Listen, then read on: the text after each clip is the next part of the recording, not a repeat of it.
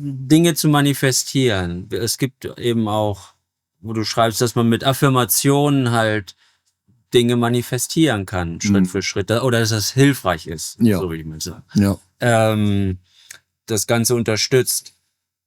Also arbeiten muss man schon dafür. Das bringt dir nichts anderes weg. Ja.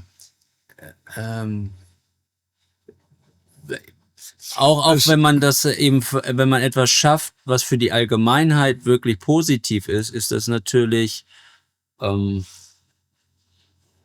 das ist auch für sich selber positiv, was Ja. du für die Allgemeinheit tust, ist ja auch positiv für dich.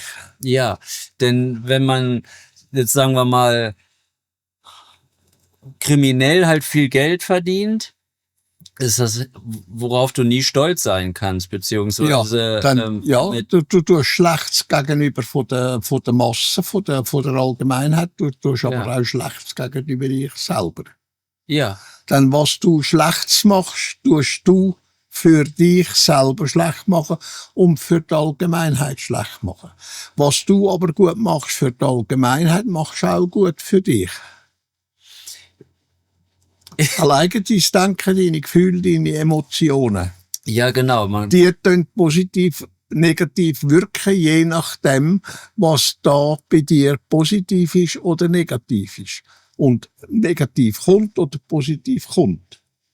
Ja, wenn ich was Konstruktives oder Positives geschaffen habe, kann ich da halt mit Genugtuung auch drauf schauen. Und auch immer wieder. Ja.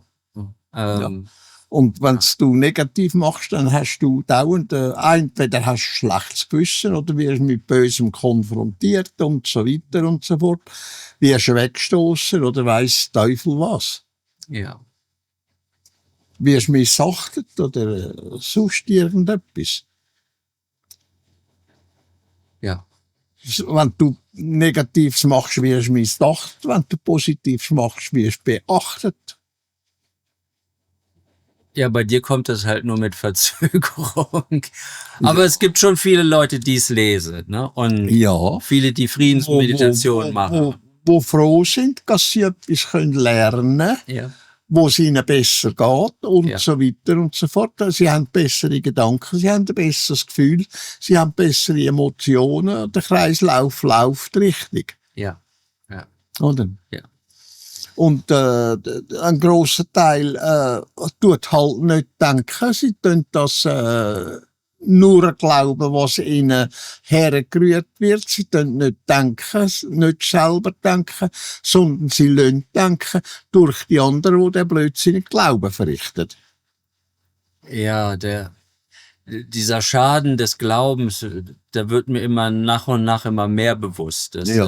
Das durchzieht einfach alle Facetten der Gesellschaft. Genau. Und alle Aktivitäten.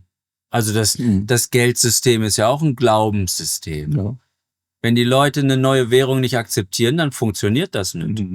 Sie glauben an diese neue Währung. Es ist so viel mit Glauben verbunden. Ja. Ganzen Verschwörungstheorien, das ist alles Glaube. Ne? Ja. Das ist so wie der Quetzal ausgebracht hat und der Orleon mit seinen Leuten, oder? Die haben jahrelang jetzt daran geschaffen und es ist genau wieder um das. Es ist eine Verschwörungstheorie, die gegen mich geschaffen hat, wo eine Gruppe heute noch existiert mit 14 Leuten, die mit dieser Verschwörungstheorie leben. Ja, das wird dann auch immer mehr Teil von denen. Ja. Wenn die da Jahre und Jahrzehnte lang so denken und... Ja. Es ist praktisch vererbt worden. Ja, ist es schon. Oder? Das geht ja schon 80 Jahre jetzt so. Ja. Ja, 90. Ja, 90, ja. Und kannst du nachlesen im Kontaktbericht. Ja. Da langst du am Kopf. Ja, da kommen wir nämlich haben,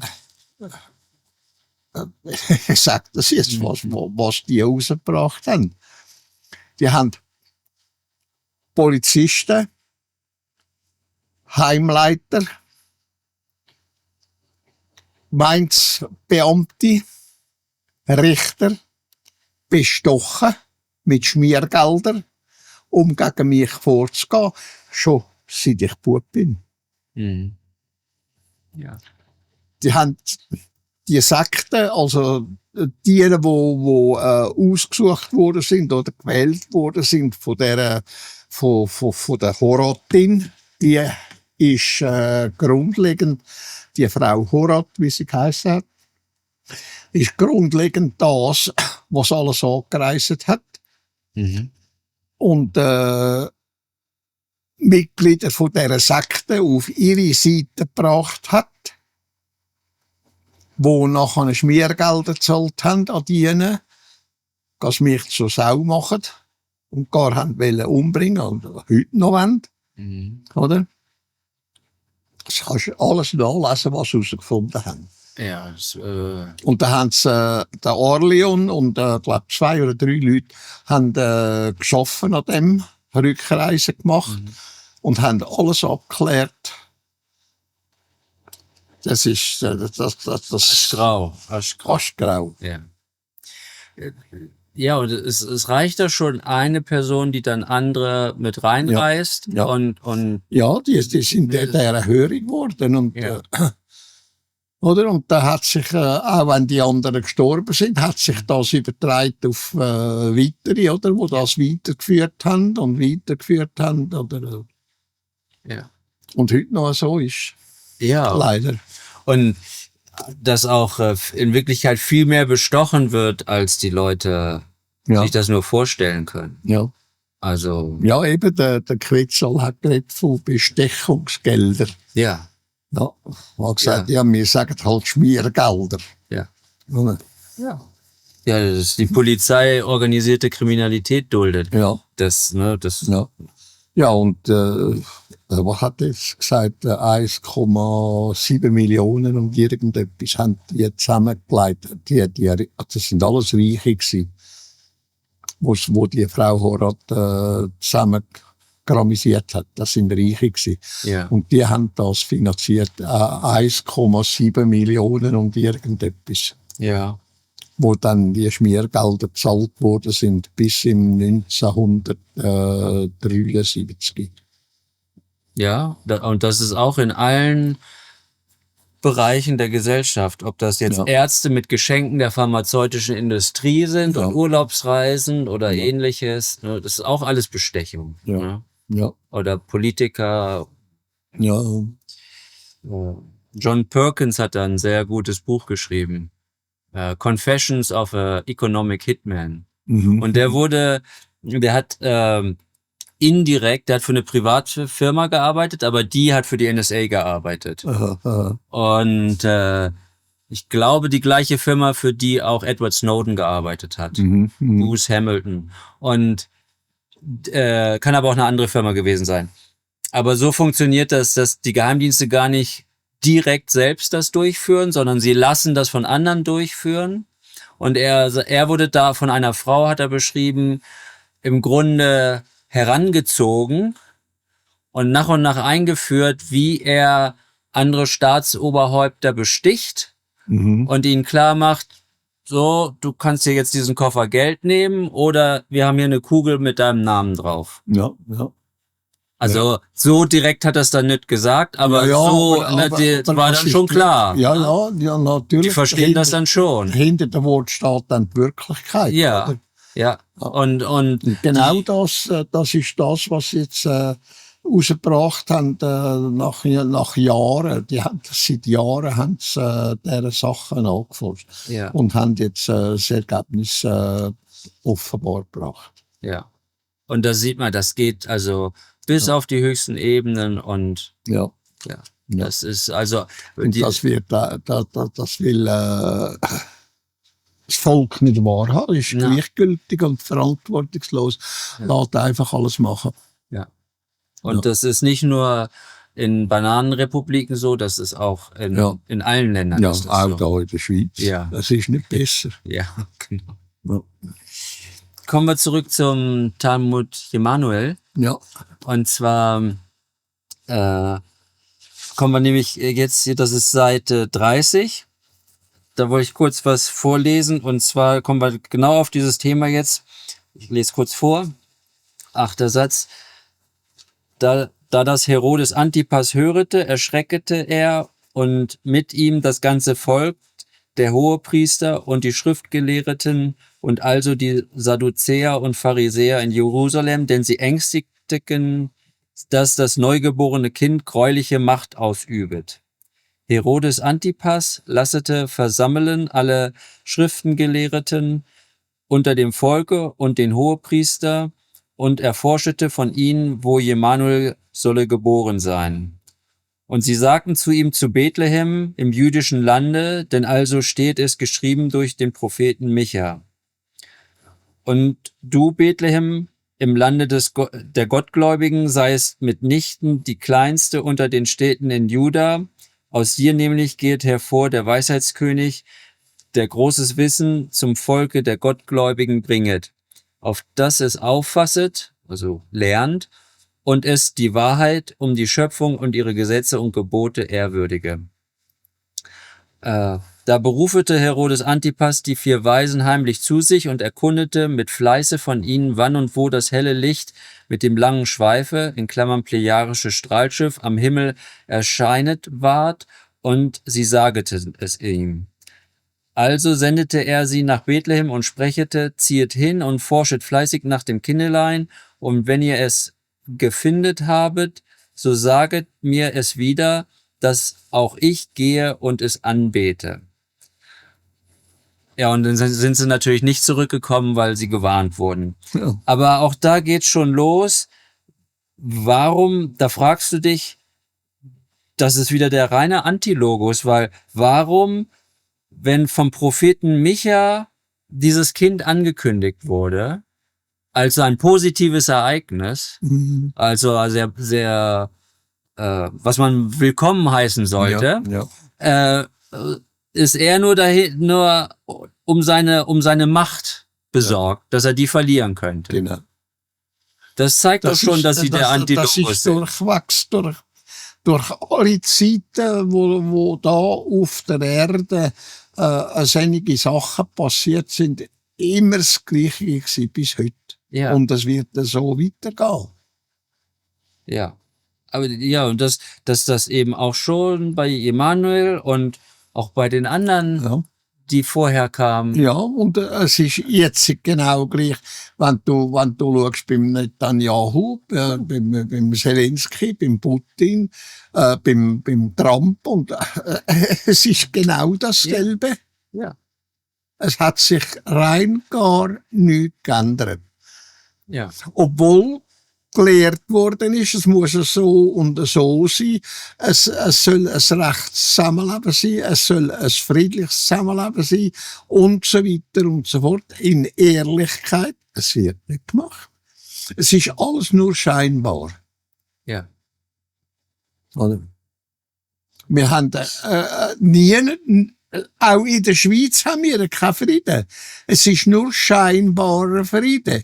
Das Volk wird unterjocht, das Volk muss Steuern zahlen, dass es liegen wird tut, dass sie die Armee aufbauen können, oder? Dass sie zuschlagen, wenn irgendetwas ist. Es muss nicht unbedingt Krieg sein. Einfach das Militär schicken, Tote machen und Zerstörungen und so weiter und so fort. Oder? Ja. Und dann musst du dich nicht wundern, dass Menschen durchdrehen, das und dieses und jenes machen, die Behörden auch das Gleiche machen, wie die jetzt in Amerika. Da sind sie da in einer Mormonenkirche und haben wieder 4 erschossen, oder? Und nachher die Mormonenkirche angezündet. Ein Flammenwerk, oder? Die Polizei kommt und verschießt denjenigen, der die anderen verschossen hat, und so weiter und so fort. Das ist das, was sie jetzt wieder bereitstellen in den Nachrichten. Der heutigen. Ja. Oder? Und so passiert es auf jeder Art und Weise, in jedem Land, in jedem Staat, genau gleich. Nur immer ein bisschen auf eine andere Art und Weise. Aber es ist praktisch genau dasselbe. Ja, Das sind alles Es immer wird- nur falsche Versprechungen. Ja, weißt du, es wird nach Rache, nach Vergeltung und so weiter wird gehetzt und getrachtet und weiss ich was alles, oder nur nicht auf die Art und Weise. Ja, wir schauen, dass wir jetzt das können aufheben und auf eine Art und Weise, wo es keine Tote, wo es keinen Streit, keine Rache und keine Vergeltung gibt und so weiter und so fort. Es kommt sofort aber, was auch immer passieren tut, es kommt sofort der Gedanke auf von Rache und Vergeltung. Für was? Rache und Vergeltung schafft nur Hass und Streit und schlussendlich wieder Krieg und Tote und Zerstörungen und so weiter und so fort. Ja. Ja, das ist ein Kreislauf, wo die Menschen nicht unterbrechen. Haust einem eins an die Ohren her, da heisst sofort so wie du mir, so ich dir. Oder?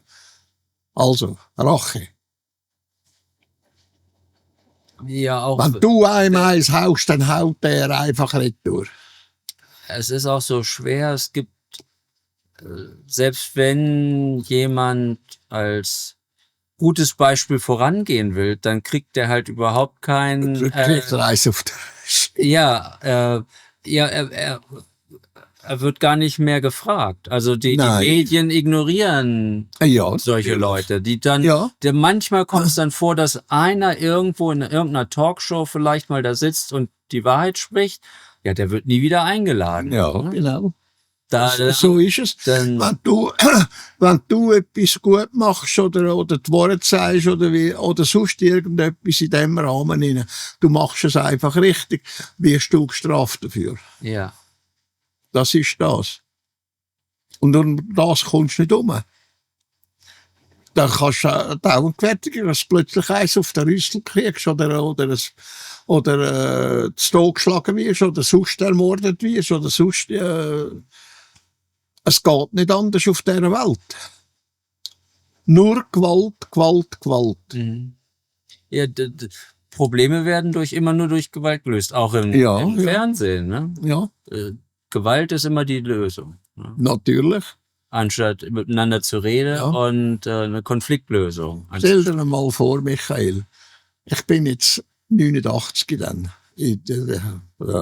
Oktober jetzt. Ja, im Februar. In 4 Monaten. Plus.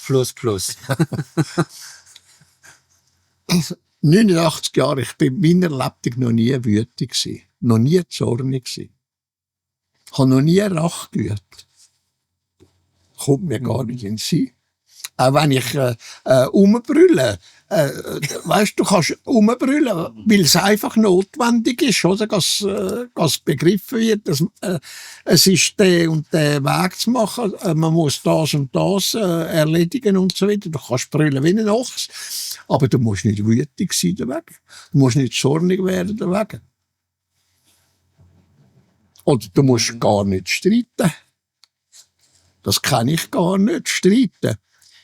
Aber umbrüllen kann ich, weißt du. Ja, das hast du schon gehört. Wie ein Mummi, weißt ich kann brüllen. Ich kann alles überbrüllen, oder? Weißt du. Ja. Aber es ist mir noch nie in sich gekommen, dass ich könnte streiten wegen dem oder wütig oder zornig werden.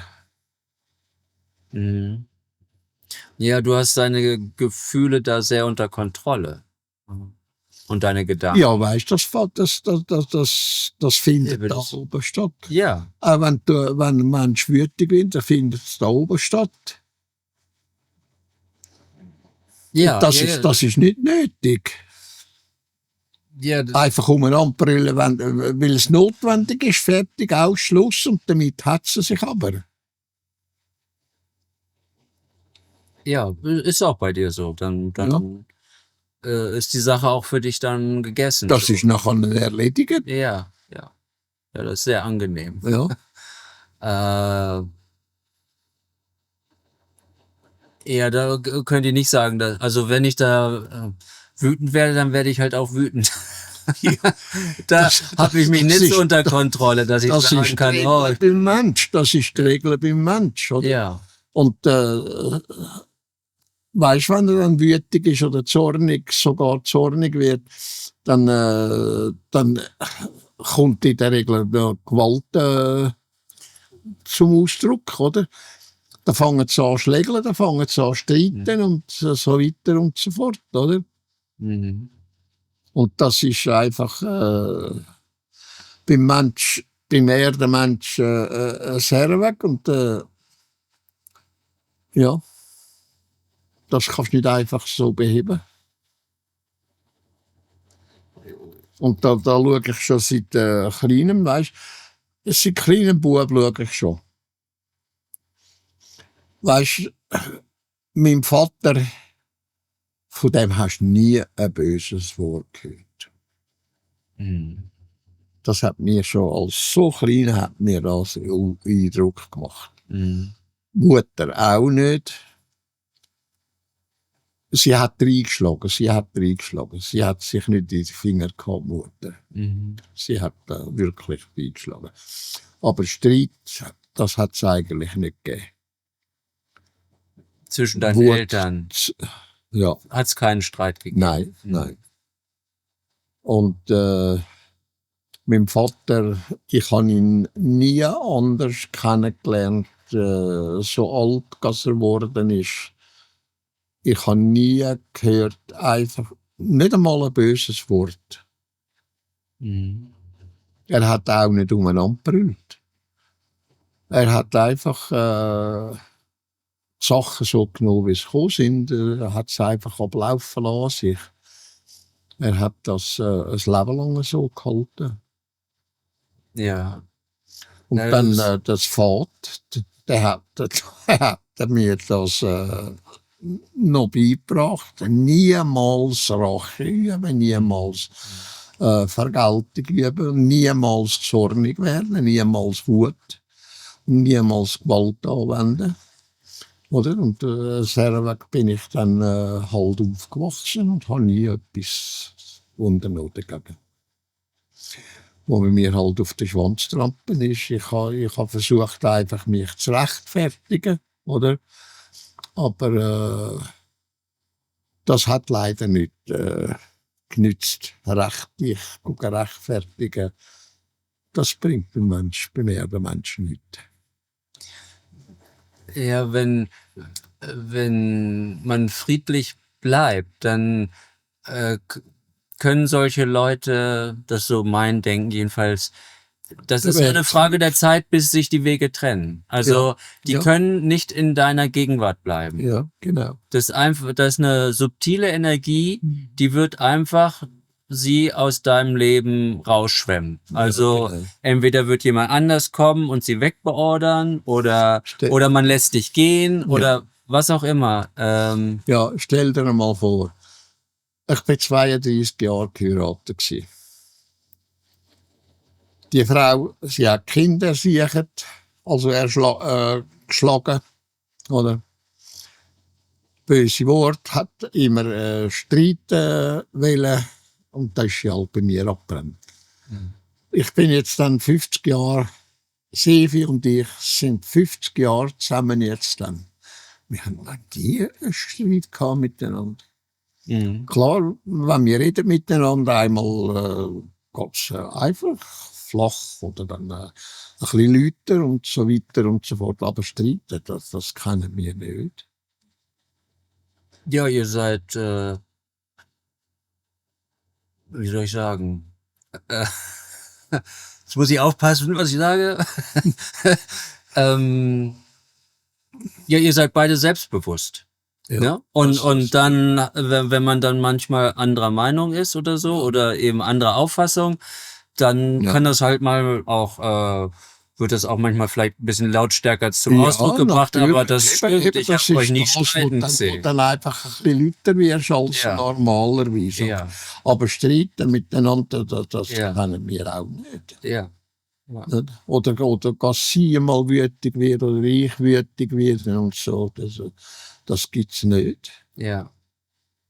Ja, und da können dann andere nicht existieren. Ja. So, also das war dann, konnte nur auseinandergehen dann. Ja. Und Calliope ist ja von sich aus auch gegangen. Ja, Sie hat ja die Scheidung eingereicht. Naja, ich habe ja gesagt, wo Sevi auftaucht ist. Weißt du, Sevi ist genau das Gegenteil von der Bobby gewesen. Ja. Gell?